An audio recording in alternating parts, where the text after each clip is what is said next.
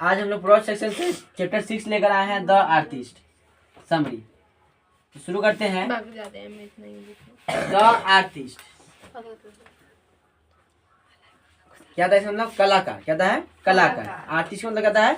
कलाकार। देखो, तो the artist is a short story.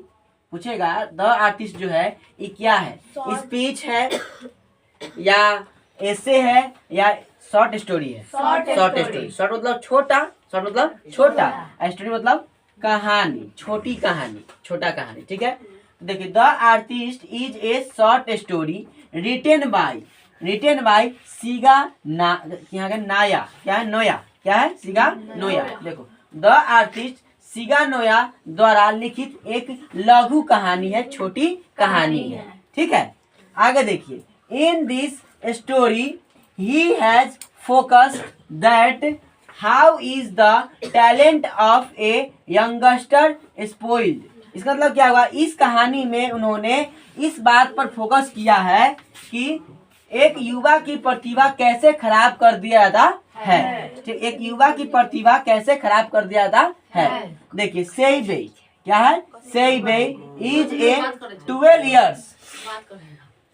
अभी हमारा भी उठा के मारो, इसी फोड़ दूंगा।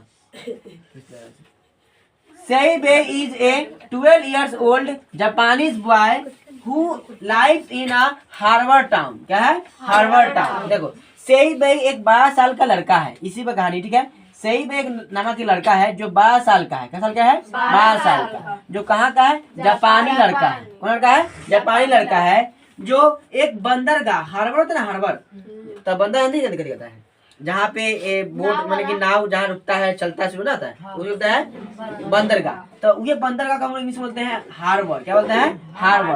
और यहाँ क्या है? शहर मतलब टाउन। क्या है? टाउन। तो वह बंदर का जो शहर है उसी से जुड़ा हुआ वहाँ पर रहता है। कौन? सेइबे नामक लड़का जो 12 साल का है। इसी के ऊपर हम लोग कहानी आज चलने वाला है। यहाँ तो दिक्कत है। यह कहानी कहाँ के? जापान के। कहाँ के? जापान के। ठीक है, आगे देखते हैं। He reads in A primary school. हम लोग जानते होंगे जब बचपन हम लोग पढ़ते, पहला से 5वीं तक होता है प्राइमरी, फिर 6 से 8 तक पढ़ते थे मिडिल स्कूल, और फिर उससे आगे आते थे हाई स्कूल, फिर उसका कॉलेज, इंटरमीडिएट होता था ना। तो प्राइमरी मतलब प्राथमिक। क्या था? प्राथमिक। वह प्राथमिक विद्यालय में पढ़ता है। क्या कहाँ पढ़ता है? प्राथमिक विद्यालय में, मानी 1 से लेकर 5वीं तक के बीच की बात कहीं ये है, यानी 12 साल लड़का छोटे ना होगा अभी। चलिए आगे देखिए। He is fond of collective goods every day। एक मतलब क्या? देखो, यहाँ कलेक्टिव मतलब जमा करना। क्या है? जमा करना। पैसा कलेक्ट करो, माने पैसा जमा करो। और गार्ड्स मतलब क्या है? लौकी। क्या है? लौकी। लौकी नहीं होता है लौकी की तरह ही कोरा ना, कोरा सिस्कोरा, वही टाइप की एक समझ लो। ठीक है, सिस्कोरा का कोरा ये है, लेकिन यहाँ लौकी हम लिखे हैं। ठीक है, आगे देखिए। Every day. देखिए, एवरी डे माने कि क्या बोला इसमें? उन्हें लौकी इकट्ठा करने का शौक है। किसको? वही जो लड़का था सेइबे, उसको ही क्या करने का? लौकी इकट्ठा करने का शौक है। सिस्कोरा यानी कोरा, उसको इकट्ठा करने का शौक है। हम जमा करें। क्या करें? जमा करें। वन डे एक दिन। क्या है? एक दिन। देखो, ही गाइस ए स्पेशल गार्ड इन ए 10 ends। क्या? 10 ends and he is so closely connected to it that even he takes it to school। देखो, यहाँ पे एन है ना, एन का मतलब क्या होता है? जैसे हम लोग यहाँ भारत में रुपीज ना, रुपीज रुपया, उसी तरह जापान में होता है एन। क्या होता है? Yen, YEN, yen. ठीक है, तो यहाँ देखो, यहाँ क्या बोल रहा है? एक दिन वह, सॉरी हाँ, एक दिन वह हर दिन लौकी पर एक नई तकनीकों से, ठीक है, तकनीकों का अनुभव करता है। और यहाँ पर एक दिन क्या है? एक दिन वह 10 एन में क्या करता है? 10 एन में एक विशेष लौकी खरीदता है। एक खास दिखता है लौकी ना, मार्केट गया, अब वहाँ पर उसको लौकी नजर आ गया। ठीक है, तब क्या किया हुआ? हाँ, ये लौकी हम खरीदेंगे। तब 10 रुपया में एक लौकी खरीदता है। 10 रुपया नहीं, 10 एन में। ठीक है, और वह उसे उतना जुड़ जाता है कि वह उसे स्कूल भी ले जाता है। उसे क्या रहता है? स्कूल। मतलब उसको उतना चलता है कि वो अपना उस पर कुछ काम करने के लिए स्कूल उसको क्या रहता है? स्कूल में। क्या रहता है? स्कूल में। आगे देखिए। But he is caught a day by moral teacher while polishing the guard in the class he is scolded and he the guard is given to the porter, given in the porter.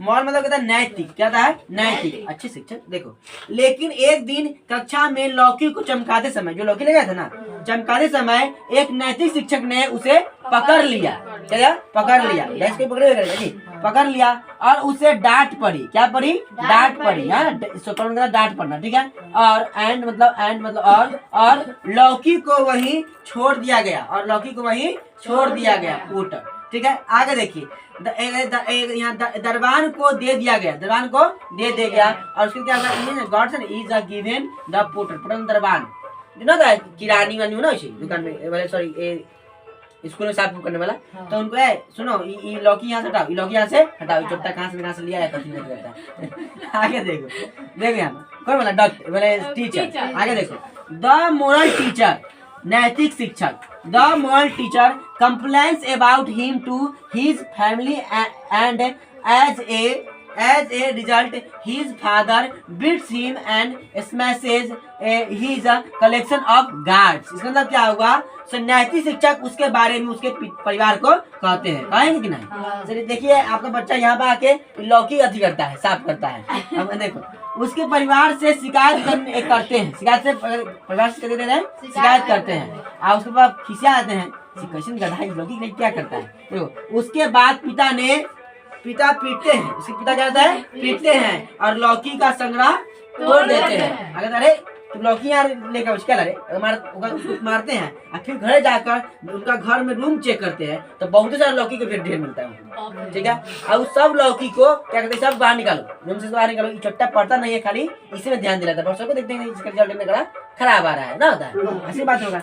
But he does not से even a word at the other hand the special guard is finally sold in a 600 yen। फिर देखो यहाँ पर परंतु वह एक भी शब्द कुछ भी नहीं बोला। दूसरी ओर वह विशेष लौकी 600 एन में, कितना एन में, 600 एन में, 600 रुपया में बेच, उसका लौकी जो पापा निकोला रूम से बेच हुए तो 600 रुपया में बिका। देखो बिकती है। देखो क्या बोला यहाँ पर, like this at art of wasted. अब इस तरह से हम एक कला बर्बाद होता हुआ लगता है ना। अच्छा उसमें कुछ ना कुछ कर रहा होता है ना उधर, उसकी पूछे तुम क्या करने का मन है जीवन में, क्या करना चाहता है, पूछे नहीं, उस बिना पूछे ने थोपिया दिया, थोपिया को जितना भी था उसको बाहर निकाल दिया। तो देखो इससे एक कलाकार के ठेस पहुंचा कि नहीं, कलाकार ना कुछ ना कुछ आगे कुछ करता है, कभी हो सकता है कुछ यूनिक करते है कि नहीं। आगे देखो फाइनली अंत में it's an amazing presentation of Shiganoya where he beautifully shows that how is a talent wasted by the family and the mentor. यानी अंत में यह शिगानोया की एक अद्भुत प्रस्तुति है जहां वह खूबसूरती से दिखाते हैं कि कैसे परिवार और गुरु द्वारा एक प्रतिभा को बर्बाद कर दिया जाता है। समझ में आया कि नहीं।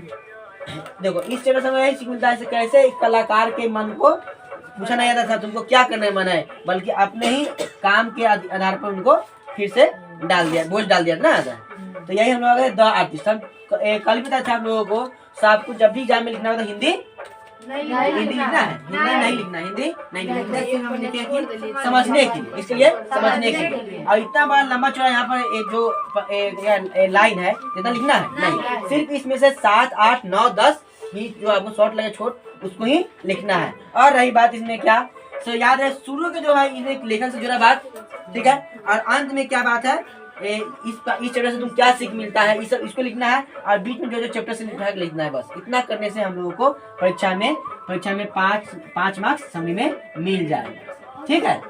और आप लोगों को जो समरी है इसका डिस्क्रिप्शन में दे दिया हूँ, उसको वहां से आप लिख सकते हैं।